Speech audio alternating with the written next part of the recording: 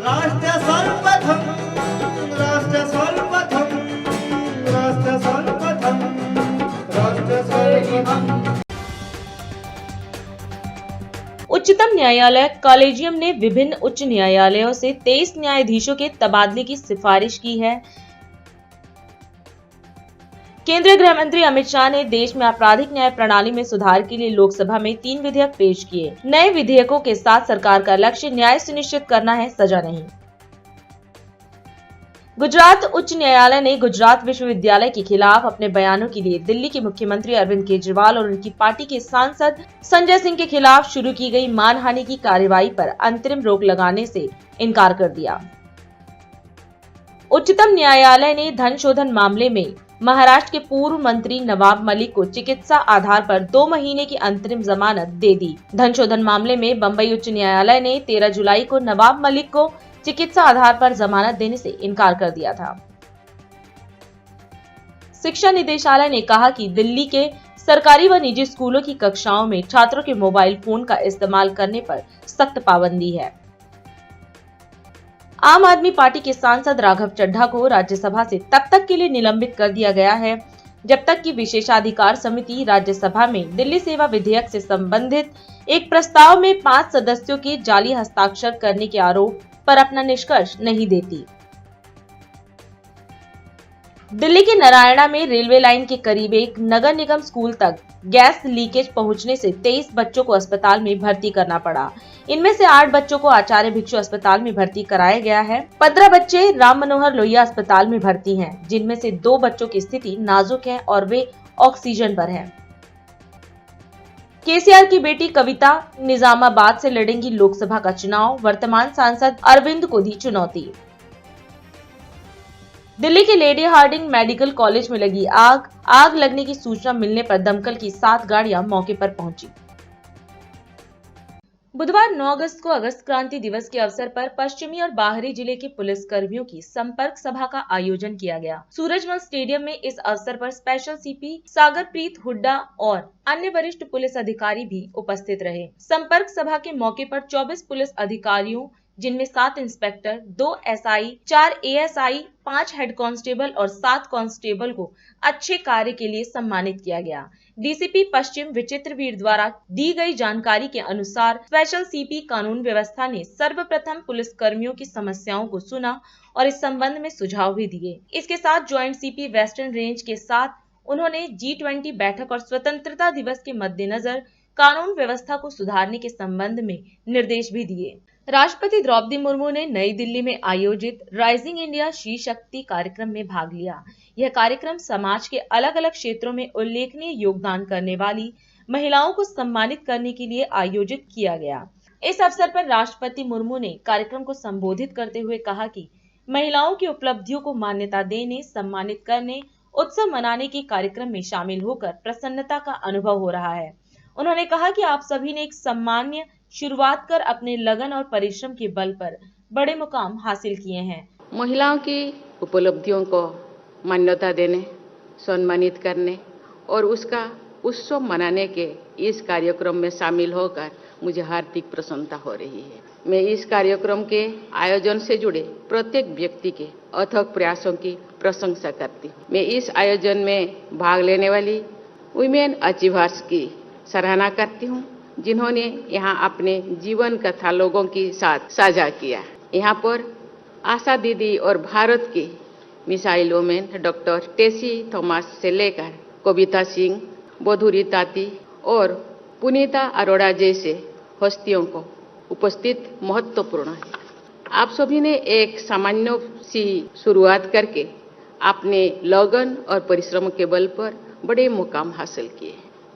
ये प्रामाणिक तथ्य है कि विश्व की प्रमुख अर्थव्यवस्थाओं की विकास यात्रा में वहाँ के सभी वर्गों, सभी क्षेत्रों की भागीदारी रही है।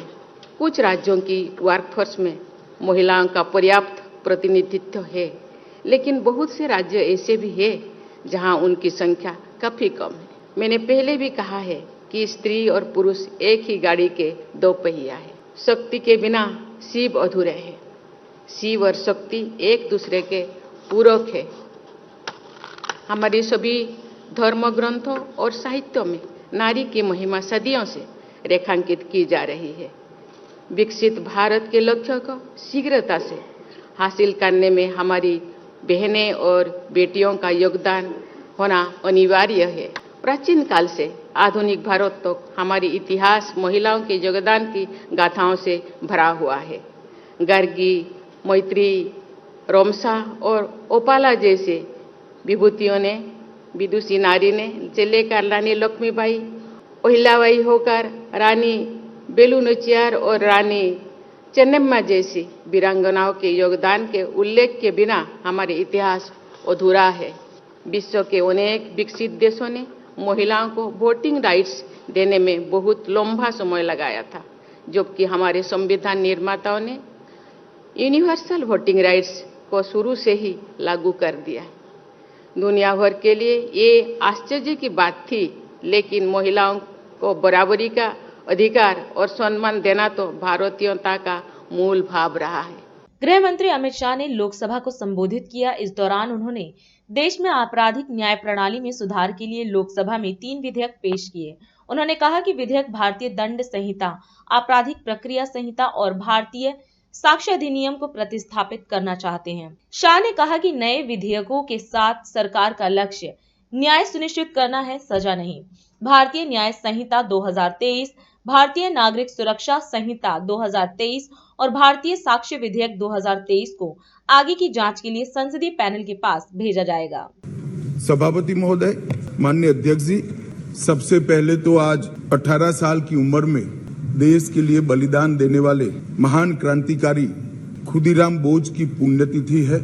मैं पूरे सदन के सामने शीश झुकाकर उनको नमन करना चाहता हूं और उनकी स्मृति से प्रेरित होकर युगों युगों के लिए जो युवा देश के लिए काम करेंगे, वो सब के लिए महान क्रांतिकारी खुदीराम बोस जी का जीवन प्रेरणा के स्रोत हमेशा के लिए रहेगा, इसका मुझे विश्वास है। माननीय अध्यक्ष जी, आज का ऐतिहासिक दिवस है। आज के ही दिन दादरा नगर हवेली का भारतीय संघ में विलय हुआ था और भारतीय संघ एक प्रकार संपूर्ण राष्ट्र बना था। माननीय अध्यक्ष जी, आज जब मैं ये 3 विधेयक लेकर आया हूँ, उस वक्त आजादी के अमृत महोत्सव का समापन हो रहा है और आजादी के अमृत काल की शुरुआत होने का समय है। 15 अगस्त से आजादी का अमृत महोत्सव समाप्त होगा और 16 अगस्त आजादी की 75 साल से 100 साल की यात्रा की शुरुआत होगी, जो निश्चित रूप से महान भारत की रचना करेगी। प्रधानमंत्री नरेंद्र मोदी जी ने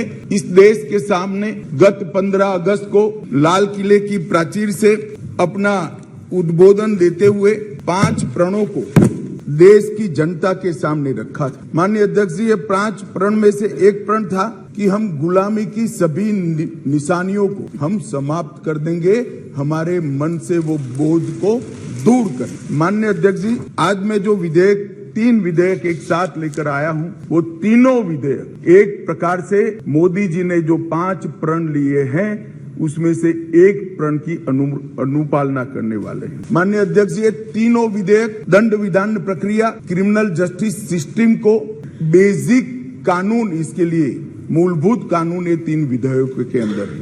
एक है इंडियन पिनल कोड जो 1860 में बनाया गया, दूसरा है क्रिमिनल प्रोसीजर कोड जो 1898 में बनाया गया और तीसरा है इंडियन एविडेंस एक्ट जो 1872 में बनाया गया। 1860, 1898 और 1872 में अंग्रेजों द्वारा बनाए गए, अंग्रेजों की संसद के द्वारा पारित किए गए ये तीनों कानूनों को समाप्त कर आज हम तीनों नए कानून पुरस्कृत करने के लिए मैं आया हूं। माननीय अध्यक्ष जी, इंडियन पिनल कोड 1860 की जगह भारतीय न्याय संहिता 2023 अब एस्टैब्लिश होगी। क्रिमिनल प्रोसीजर कोड 1898 की जगह भारतीय नागरिक सुरक्षा संहिता प्रस्तावित होगी और इंडियन एविडेंस एक्ट 1872 की जगह भारतीय साक्ष्य अधिनियम 2023 प्रस्तावित। यह कानूनों की जो कानून रिपील होंगे इस तीनों विधेयक से, वो कानूनों की आत्मा जो है, वो कानूनों का मध्य बिंदु है कानून बनाने का, वो अंग्रेज शासन को मजबूत करने की दृष्टि से कानून बनाए गए। अंग्रेज शासन की रक्षा करने के लिए कानून बनाए गए थे और उसका उद्देश्य दंड देने का था, न्याय देने का नहीं था। ये दोनों मूलभूत चीजों पर हम परिवर्तन करने जाएंगे। ये तीनों कानूनों को रिप्लेस कर इनकी जगह जो 3 नए कानून बनेंगे, उनकी आत्मा होगी भारत के नागरिकों को संविधान प्रदत्त सारे अधिकार जो मिले हैं, इसकी सुरक्षा। ये कानूनों का उद्देश्य किसी को दंड देना नहीं होगा। इन कानूनों का उद्देश्य सबको न्याय देना होगा और न्याय देने की प्रक्रिया में दंड वही होगा जहां अपराध रोकने का बोध खड़ा करने की जरूरत है। अपराध रोकने के लिए एक प्रकार की भावना खड़ी करने की जरूरत है। अध्यक्ष जी, मैं सदन को आश्वस्त कर सकता हूं कि 1860 से लेकर 2023 तक अंग्रेज पार्लियामेंट ने बनाए हुए कानून के आधार पर इस देश की क्रिमिनल जस्टिस सिस्टम चलती रही। इसकी जगह भारतीय आत्मा के साथ ये 3 कानून अब प्रस्तावित होंगे और हमारी क्रिमिनल जस्टिस सिस्टम के अंदर बहुत बड़ा परिवर्तन आएगा। छत्तीसगढ़ के रायपुर पश्चिम विधानसभा में संकल्प शिविर का आयोजन किया गया। इस दौरान मुख्यमंत्री भूपेश बघेल ने भी कार्यक्रम में भाग लिया। कार्यक्रम को संबोधित करते हुए सीएम बघेल ने कहा कि राजनीतिक दल के लोगों की ताकत विचारधारा है। उन्होंने कहा कि मेहनतकश लोगों को सम्मान दिलाने का काम कांग्रेस ने किया है। इसके साथ ही उन्होंने यह भी कहा कि कांग्रेस पार्टी का हर व्यक्ति, हर नागरिक से नाता है और हर वर्ग के उत्थान के लिए कांग्रेस ने काम किया। रायपुर पश्चिम विधानसभा में संकल्प शिविर का आयोजन हो रहा है, तो मैं पार्टी अध्यक्ष को बहुत बहुत बधाई देता हूं। राजनीतिक दल के लोगों की जो ताकत है वो विचारधारा है। हम किस विचारधारा से जुड़े हुए हैं और उस विचारधारा के मूल में क्या है, इसको जानने की जरूरत है। एक विचारधारा कांग्रेस की है और कांग्रेस की विचारधारा हमारे जितने समाज सुधारक हुए, जितने संत महात्मा हुए, ऋषि मुनि हुए, उनसे पीढ़ी दर पीढ़ी चल के आई है। हमारे जितने भी धर्म हैं, हमारे वेद पुराण है, उपनिषद है, रामायण है, महाभारत है, छत्तीसगढ़ में गुरु घासीदास जी हो, ये तमाम जो ग्रंथ हैं उसका निचोड़ क्या है। हमारे यहाँ आपके रायपुर पश्चिम में ही विवेकानंद आश्रम, रामकृष्ण परमहंस, जिन्होंने कहा कि आप आराधना करें, पूजा करें, किसी रास्ते से चलें, कोई भी मार्ग हो सकता है लेकिन पहुंचता वही एक जगह है। यदि तालाब है तो तालाब के किसी घाट में पानी पिएंगे तो उस पानी का स्वाद एक ही जैसा होगा। नदियां कहीं से भी निकली हो लेकिन उसी समुद्र में पहुंचता है, तो पहुंचने रास्ता अलग अलग हो सकता है लेकिन लक्ष्य सबका एक है। और उसका प्रतिनिधित्व किसी ने किया तो महात्मा गांधी ने किया, जो सबको साथ में लेके चलने की बात, दीन दुखियों के आंसू पहुंचने का काम, महिलाओं को अधिकार देने की बात, जो मेहनतकश लोग हैं उसको सम्मान देने की बात। महात्मा गांधी के जितने भी कार्य हैं आप देखेंगे, उन्होंने ये चरखा चलाया, बुनकरों का सम्मान, खेती की नील की खेती का आंदोलन सबसे पहले उन्होंने किया, वो किसानों का सम्मान जो मेहनत करते हैं, झाड़ू लगाने का काम, मैला ढोने का काम महात्मा गांधी ने खुद अपने हाथों से किया, अपने सर से धुलाई किया। तो जो मेहनत करते हैं जो लोग, उसका सम्मान दिलाने का काम किसी ने किया तो कांग्रेस पार्टी ने किया, उसका नेता महात्मा गांधी ने किया। तो मेहनतकश लोगों के सम्मान, मैंने कुछ 2-4 उदाहरण दिए, बचत उदाहरण नहीं दिया, इसका मतलब नहीं कि दूसरे लोगों को सम्मान नहीं हुआ। और फिर सबको जोड़ने का काम, सबको शिक्षा का अधिकार होना चाहिए, सबको स्वास्थ्य का अधिकार होना चाहिए, सबको बोलने का अधिकार होना चाहिए, बोलने की आजादी होनी चाहिए। ये अधिकार किसने दिया? कांग्रेस पार्टी ने। सबके भाईचारा और प्रेम की बात कौन करता है? कांग्रेस पार्टी करता है। हम प्रेम और भाईचारा की बात करते हैं, कबीर, गुरु नानक देव, तुलसी और गुरु घासीदास की बात करते हैं। कांग्रेस का हर व्यक्ति से नाता है, हर परिवार से नाता है, हर वर्ग से नाता है, हर वर्ग के लिए उत्थान का काम किया है। पिछले 5 साल में जो मौका हमको मिला है, चाहे वो गरीब हो, मजदूर हो, चाहे बच्चे हो, महिला हो, युवा हो, व्यापारी हो, किसान हो, आदिवासी हो, अनुसूचित जाति के हो, अल्पसंख्यक हो, सबके लिए योजना बनाई। कोई वर्ग ऐसा नहीं कर सकता कि हमारी शासन की योजना का लाभ नहीं मिला। अरे वर्ग छोड़ दीजिए, कोई घर, कोई व्यक्ति नहीं कह सकता कि छत्तीसगढ़ सरकार की योजनाओं का हमको लाभ नहीं मिला, क्योंकि हमने सबके लिए काम किया है। जहां छूटता है लोग बताते हैं कि ये ये वर्ग छूट गया तो तुरंत हम लोग सोचते हैं कि किस प्रकार से योजना बनाकर उसको लाभान्वित कर सकें। ये प्रयास, और आज यही कारण है कांग्रेस के नीतियों से, कांग्रेस विचारों से ओत-प्रोत और कांग्रेस के विचारों का प्रतिनिधित्व करने वाला व्यक्ति राहुल गांधी जी कन्याकुमारी से लेकर कश्मीर तक के पदयात्रा करते हैं, भारत जोड़ो की बात करते हैं, नफरत छोड़ो भारत जोड़ो, और अंत में कहते हैं कि नफरत के बाजार में मोहब्बत की दुकान खोलने आया हूं। ये कांग्रेस है जिसके आप सदस्य हैं, जिसके आप पदाधिकारी हैं, आप ही हैं साथी जिसको जिम्मेदारी मिली है, जो इस हाल के अंदर में बैठे हैं। क्योंकि जब युद्ध होता है, जब लड़ाई होती है, वैचारिक लड़ाई होती है, तब वहां पे खड़गे जी नहीं होंगे, वहां पे सोनिया जी, राहुल जी नहीं होंगे, वहां पे प्रियंका जी नहीं होंगी, वहां पे शैलजा जी नहीं होंगे, वहां पे दीपक बैज नहीं होंगे, वहां हर जगह विकास उपाध्याय भी नहीं होगा, न वहां गिरीश दुबे होंगे। वहां होंगे तो खड़गे जी और राहुल जी के प्रतिनिधित्व के रूप में, कांग्रेस की विचारधारा के प्रतीक के रूप में यदि कोई होगा तो आप होंगे। अभी समय है एक ब्रेक का, हम चलते हैं ब्रेक पर, आप कहीं जाए नहीं, छोटा सा break. Powered by Kamal Buildtech Private Limited, fulfilling promises. With our professional team and experience of delivering projects, in past we guarantee you peace of mind and top quality work in an affordable price. राष्ट्र सर्वप्रथम की बात कार्यक्रम में break के बाद एक बार फिर आप सभी राष्ट्रवासियों का स्वागत है। विकास पर्व के अवसर पर लहार में आयोजित लाडली बहना सम्मेलन में मुख्यमंत्री शिवराज ने प्रतिभाग किया। इस अवसर पर केंद्रीय नागरिक उड्डयन और इस्पात विभाग के कैबिनेट मंत्री ज्योतिरादित्य सिंधिया भी मौजूद रहे। इस दौरान कार्यक्रम को संबोधित करते हुए सीएम शिवराज ने कहा कि लाडली बहना योजना के रूप में हमने केवल 1000 रुपए नहीं दिए, बल्कि महिलाओं को सच्चे अर्थों में सम्मान, आत्मविश्वास दिया है। वहीं कैबिनेट मंत्री ज्योतिरादित्य सिंधिया ने भी कार्यक्रम को संबोधित किया और कहा कि मुख्यमंत्री शिवराज के नेतृत्व में भाजपा सरकार वादा नहीं कर रही, बल्कि लाडली बहनों के खाते में 1000 रुपए प्रति माह डाल रही है। आज भिंड की सड़कों पर, लाहौर की सड़कों पर जनता का ऐसा प्यार और आशीर्वाद मिला, मैं नतमस्तक हूं।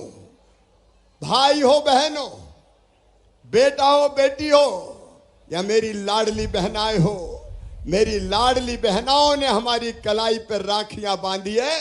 मेरी बहनों, ये राखी का धागा, कच्चा धागा, ये स्नेह और प्रेम का धागा है।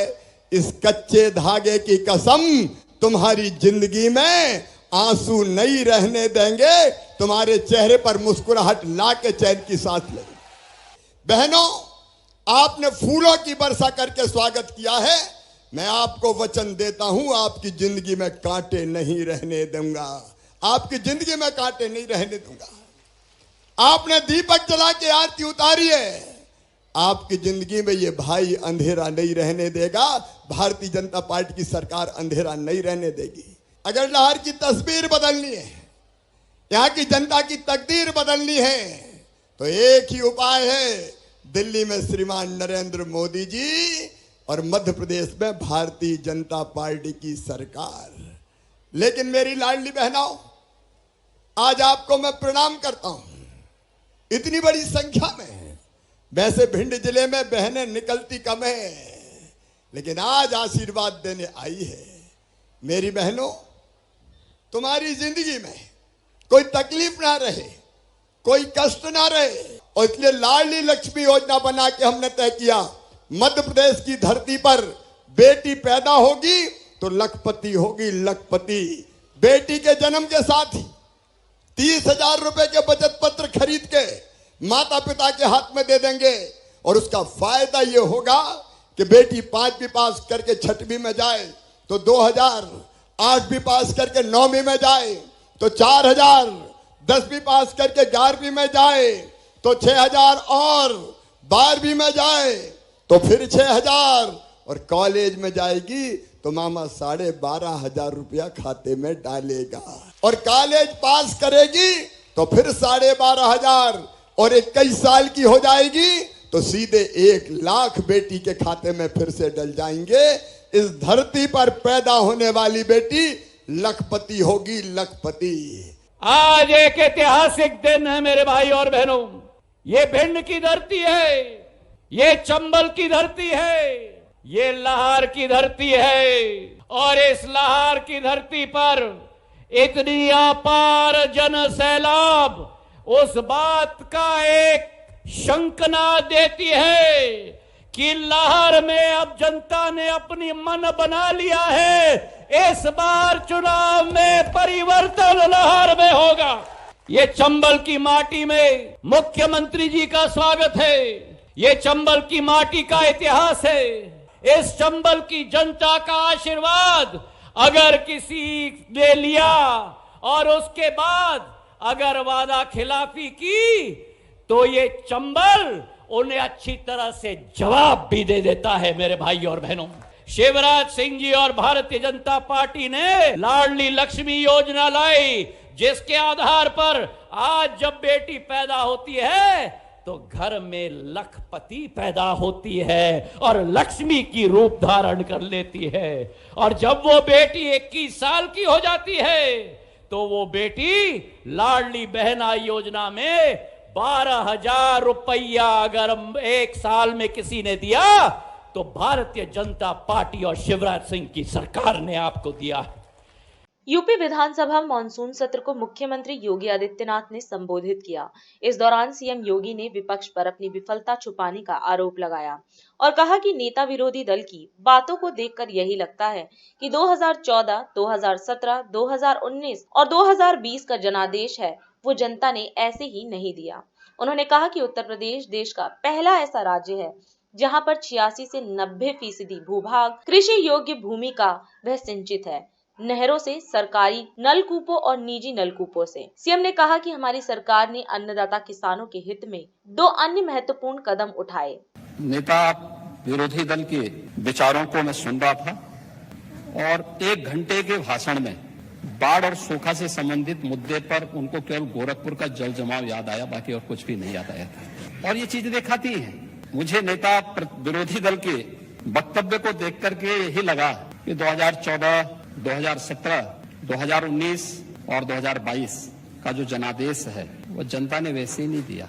महोदय, महान किसान नेता और भारत के पूर्व प्रधानमंत्री चौधरी चरण सिंह जी ने कहा था कि देश की प्रगति का मार्ग इस देश के गांव, गलियों, खेत और खलिहानों से होकर के जाता है। चौधरी चरण सिंह जी की बातों को वास्तव में समाजवादी पार्टी ने अपने कालखंड में थोड़ा भी ध्यान में रखा होता तो उत्तर प्रदेश के इतिहास में सर्वाधिक किसानों ने इनके कालखंड में आत्महत्या नहीं की होती। और मुझे चौधरी चरण सिंह जी की बातों के साथ ही महान साहित्यकार राम कुमार वर्मा जी की कुछ पंक्तियां याद आती हैं, जिन्हें ध्यान में रख करके डबल इंजन की सरकार कार्य कर रही है।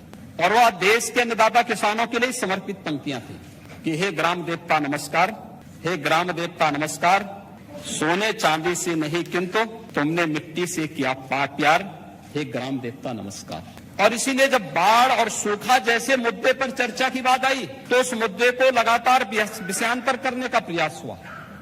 अगर भारत की खेती की बात होती है तो नेता विरोधी दल उसके साथ बाड़ी शब्द भी जुड़ता है, पशुपालन भी उसका पार्ट है। खासतौर पर उत्तर प्रदेश के अंदर आज के दिन अगर हम देखेंगे तो अमूमन 15 जून से लेकर के 20 जून के बीच में मानसून उत्तर प्रदेश राज्य में प्रवेश कर जाता था और हमारे अन्नदाता किसान उसी के अनुरूप अपनी तैयारी भी करते रहे हैं। लेकिन इस वर्ष प्रारंभिक मानसून की बारिश को अगर हम छोड़ दें तो शेष मानसून की जो स्थिति है वह प्रदेश के अंदर बहुत अनुकूल और बहुत अच्छी नहीं कही जा सकती है। इस सब के बावजूद उत्तर प्रदेश जैसे राज्य की स्थिति जो है प्रदेश के अंदर अन्य राज्यों की तुलना में बहुत बेहतर स्थिति में है। महोदय, जहां उत्तर प्रदेश की बात करते हैं, उत्तर प्रदेश देश का और संभवतः दुनिया का पहला ऐसा भूभाग है जहां पर 86 से 90% भूभाग कृषि योग्य भूमि वह सिंचित है। नहरों से, सरकारी नलकूपों से और निजी नलकूपों से भी उन्हें आच्छादित करने का प्रयास वहां आच्छादित किया गया है। और उसी का परिणाम है कि अगर हम देखेंगे तो अब तक कृषि जो हमारे पास जो डाटा है उसके अनुसार अगर हम देखेंगे तो कृषि बुवाई का जो सामान्य प्रतिशत है वह लगभग 88% फसलों को किसानों ने उसकी बुआई हुई है और धान की नर्सरी भी लगभग 100% नर्सरी अब तक लग चुकी है। हाँ, उस पर कम बारिश के कारण या अन्य कारणों से थोड़ा नुकसान जरूर हुआ होगा। उस पर सरकार अपने स्तर पर सरकार की कार्रवाई आगे बढ़ रही है। आपकी मुख्य प्रवक्ता प्रियंका कक्कड़ ने प्रेस वार्ता की। इस दौरान उन्होंने मीडिया को संबोधित कर आयुष्मान भारत योजना इस दौरान उन्होंने मीडिया को संबोधित कर आयुष्मान भारत योजना को लेकर केंद्र सरकार पर निशाना साधा। उन्होंने कहा कि आयुष्मान भारत योजना के तहत इसका लाभ उन परिवारों को मिलता है जिनकी कुल आय 10,000 रुपए प्रति माह हो या उससे कम हो। दैनिक वेतनभोगी आयुष्मान भारत योजना से कोई भी दवा, टेस्ट, MRI, CT स्कैन या इलाज नहीं पा सकता। प्रियंका कक्कड़ ने कहा कि सीएम केजरीवाल का कहना है कि हम गरीबी से एक मेडिकल बिल दूर हैं।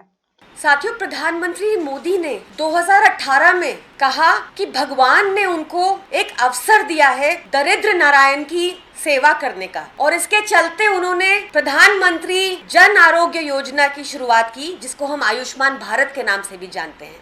इसमें वो परिवार जिनकी टोटल इनकम, पूरे परिवार की टोटल इनकम 10,000 रुपए पर मंथ हो, 10,000 रुपए या 10,000 रुपए से कम पूरे फैमिली की इनकम कम हो, तो वो लोग कवर होते हैं। यानी कि एकदम एब्जेक्ट पॉवर्टी में जो लोग रहते हैं, ये योजना उन लोगों के लिए है। अगर उनको किसी ने एक फ्रिज या एक मोबाइल गिफ्ट भी कर दिया हो, दान भी दे दिया हो, तो वो इस योजना के बाहर हो जाते हैं। हमारे देश में पिछली सरकारों ने दो योजनाएं ऐसे ही स्वास्थ्य को लेकर चलाई थी, जो आयुष्मान भारत योजना में इनकॉर्पोरेट कर ली गई। कल्पना करके देखिए कि कौन होंगे वो लोग जिनकी पूरी फैमिली 10,000 रुपए से भी कम कमाती हो प्रति महीना।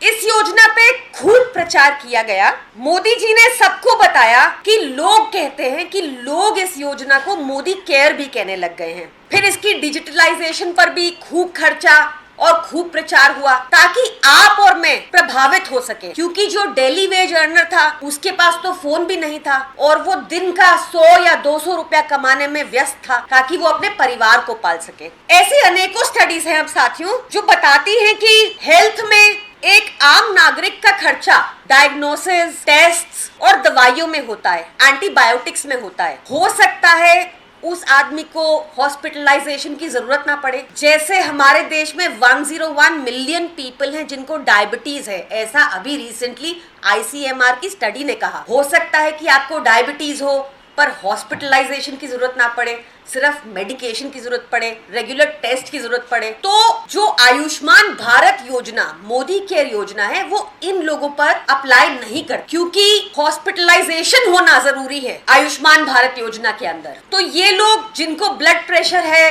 या डायबिटीज है, ये लोग वंचित रह जाते हैं, ये इसमें इंक्लूड नहीं होते योजना में। इसके बाद अब किसी को अगर कैंसर है और उसको किसी ऑपरेशन की जरूरत पड़ गई, तो वो ऑपरेशन तो कवर होगा और 15 दिन के उसके 15 डिस्चार्ज के 15 दिन तक की दवाइयां भी कवर होंगी, बट उसके बाद नहीं। तो वहां भी ये योजना अपना पर्पस पूरा करते हुए नहीं दिखती। एक और स्टडी है जिसका नाम है global burden of disease index. ये बताती है कि हमारी सरकार बहुत ही कम खर्चा करती है अपने देशवासियों पर, हेल्थ स्पेंडिंग पर। 2% से भी कम GDP का खर्चा हेल्थ केयर में होता है, और हमारी रैंक बताती है 154 on 180, a very very low, poor rank. एक नीति आयोग की रिपोर्ट आई थी 2021 में, जिसमें मैंने पढ़ा कि लगभग 40 करोड़ लोग देश में मिडिल क्लास में हैं, जिनकी इनकम इतनी नहीं है कि वो एक प्राइवेट हेल्थ इंश्योरेंस ले पाए, और इतनी कम भी नहीं है, 10,000 से कम भी नहीं है कि वो इस योजना में इंक्लूड हो पाए। तो अरविंद केजरीवाल जी अक्सर कहते हैं कि we are 1 medical bill away from poverty. उस सेक्टर के लिए कोई योजना आज भी नहीं है। अब आप सबने देखा होगा कि CAG ने एक रिपोर्ट टेबल की, जिस रिपोर्ट का अगर आप आंकलन करेंगे तो ऐसा प्रतीत होता है कि आपका और मेरा पैसा,